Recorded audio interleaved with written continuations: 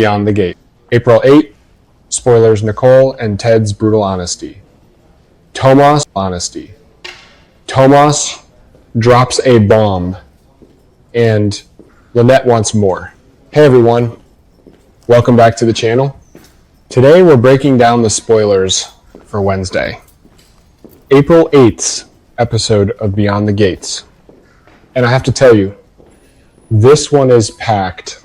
Nicole and Ted, the most surprisingly healthy divorce in soap history. Okay, let's start with the storyline that honestly fascinates me the most right now. Nicole and Ted sitting down to have a real, candid, grown-up conversation about their love lives.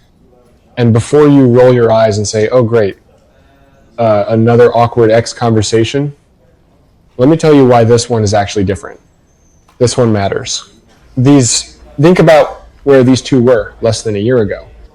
Their marriage didn't just end, it imploded.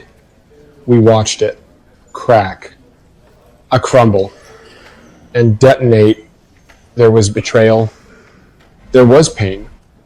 There was Ted drunkenly sleeping with Leslie. Which, look, I'm not here to relitigate all of that, but let's just acknowledge that was a lot.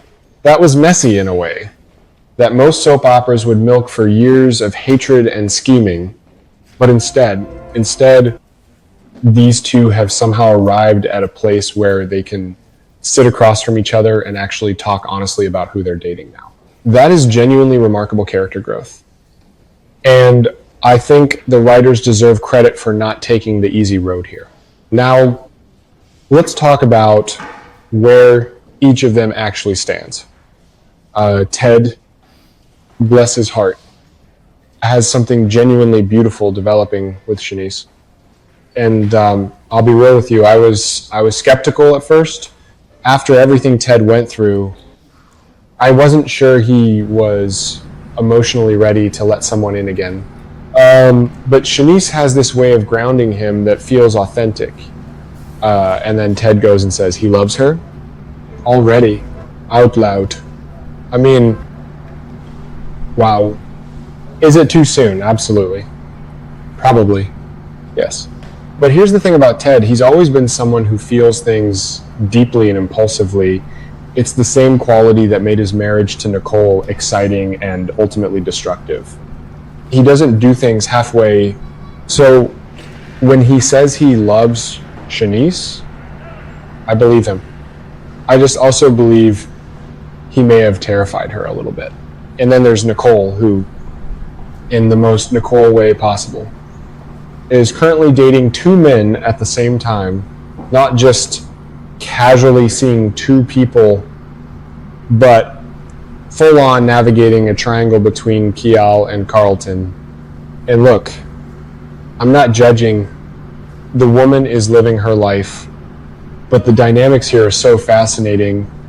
Carlton, who seems like he should be the obvious choice on paper, had an Easter incident where Ted actually had to step in and calm the man down. That is a red flag wrapped in a bouquet of red flags. Meanwhile, Kiel has been quietly, steadily building momentum in this triangle. And honestly, I think he's the one who actually sees Nicole, not who he wants her to be, but who she actually is. So when Nicole and Ted sit down together, I think what we're really going to see is two people using each other as mirrors. Ted can offer Nicole a perspective on Carlton that she might not be able to see clearly from inside the situation. He's observed Carlton's volatility firsthand, and Nicole, in turn, might offer Ted some gentle reality checking about whether I love you was the right call with Shanice right now. They've earned the right to be honest with each other in a way that no one else really can be. Their friendship, forged in the ashes of their marriage, might actually be one of the most interesting relationships on this show right now. I am here for every second of it. Tomas drops his resignation, and this is actually a trap. All right. Now, let's talk about the moment I've genuinely been anticipating since the law firm drama started heating up. Tomas walking into Bill's office and laying his letter of resignation on the desk. On the surface, this looks like Haley winning. She's been pushing, maneuvering, and scheming to get Tomas out of that firm for weeks now. And here he is, apparently doing the job for her. But I want to push back on that interpretation, because I think what Tomas is doing here is far more calculated than it appears. Let's back up and really understand what's happening in that firm. Haley wants Tomas gone, not because he's incompetent, not because there's a professional issue, but because he's smart. He started connecting dots about Haley and Lynette's history together, and that knowledge is dangerous to Haley's carefully constructed life. She's been selling Bill a version of herself that doesn't include whatever dark chapter she shared with Lynette. And Tomas is the person most likely to expose that chapter. So yes, she wants him gone. She's been lobbying Bill relentlessly. But here's what I think Tomas understands. If he waits to get fired, he has no power. He gets escorted out quietly, his suspicions unverified, and Haley gets to frame the narrative however she wants. If he resigns, especially with another position already secured, he shifts the entire dynamic. Now Bill has to make a choice. Accept the resignation and let Tomas walk away, or push back and ask questions.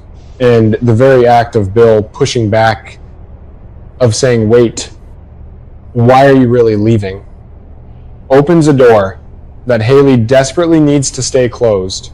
Tomas and Kat have clearly been coordinating here. Kat is sharp, she's loyal to Tomas, and she's already suspicious of Haley together. They're essentially laying a trap, and the resignation letter is the bait. If Bill follows his instincts and digs deeper instead of just accepting Tomas's exit, then Haley's entire house of cards starts wobbling. And I genuinely think that's exactly what Tomas is counting on. The question now is whether Bill has the courage to trust his gut. He's been somewhat passive in all of this, letting Haley's influence shape his decision-making. But Bill is not a stupid man. Deep down, I believe he knows something is off. This resignation might be exactly the wake-up call he needs. Will he accept it? I hope not, because the second he does, he's essentially choosing Haley's comfort over the integrity of his own firm. And that's a line I don't think Bill should be willing to cross. Lynette, when does blackmail become a full-time career? Lynette, I don't even know where to begin with this woman. Because every time I think she's hit peak audacity, she finds a new level to ascend to. Let's just review what she already has. She's living luxury hotel life on Haley's dime. She got her legal troubles handled completely free of charge. She's using Haley's black card to fund what appears to be an enthusiastic shopping lifestyle. And she is still holding on to Haley's engagement ring like it's a personal trophy. I mean, the engagement ring, the absolute pettiness and nerve of that move is almost impressive. And now she has a brand new blackmail demand, because of course she does. Because why would Lynette ever reach a point of satisfaction? This is the fundamental character truth about her. She is not motivated by need. She is motivated by control.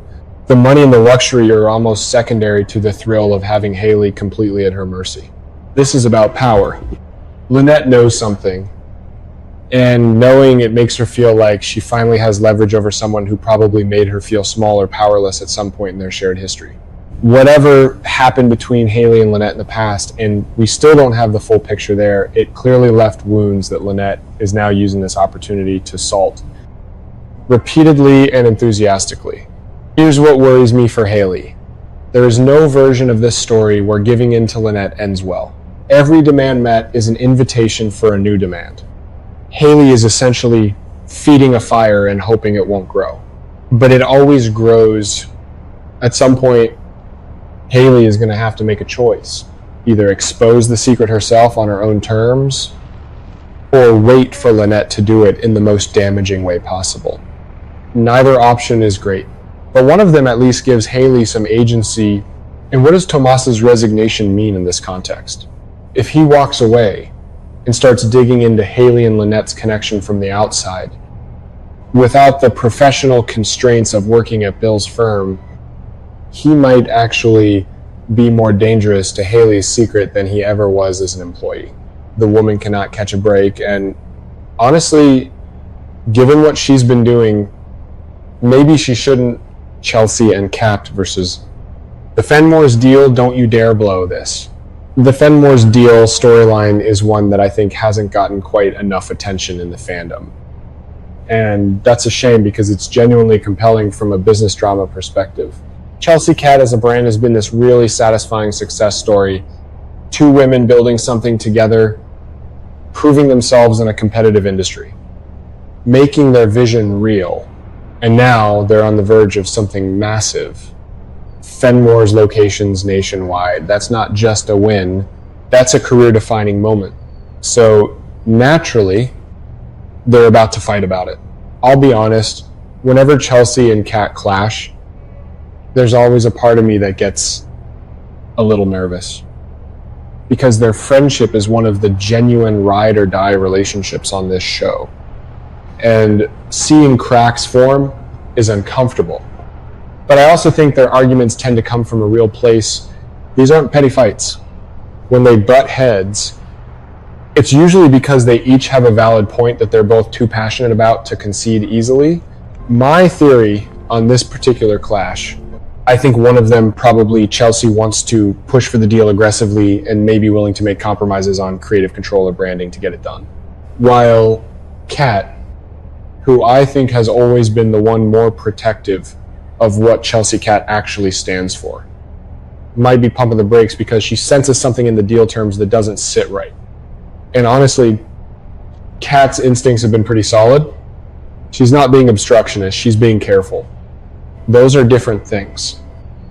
Even if they feel the same when you're excited about an opportunity and someone's telling you to slow down, what I hope is that they resolve this quickly and cleanly, because watching Chelsea Kat collapse over a business dispute would be genuinely heartbreaking. These two have survived a lot. They should be able to survive a contract negotiation. Vanessa turns to Dani processing the Joey disaster. And finally, Vanessa, still picking up the pieces after that absolutely catastrophic double date. I keep coming back to this storyline because the dynamic between Vanessa and Joey is so unusual, and I genuinely struggle with how I feel about it. On one hand,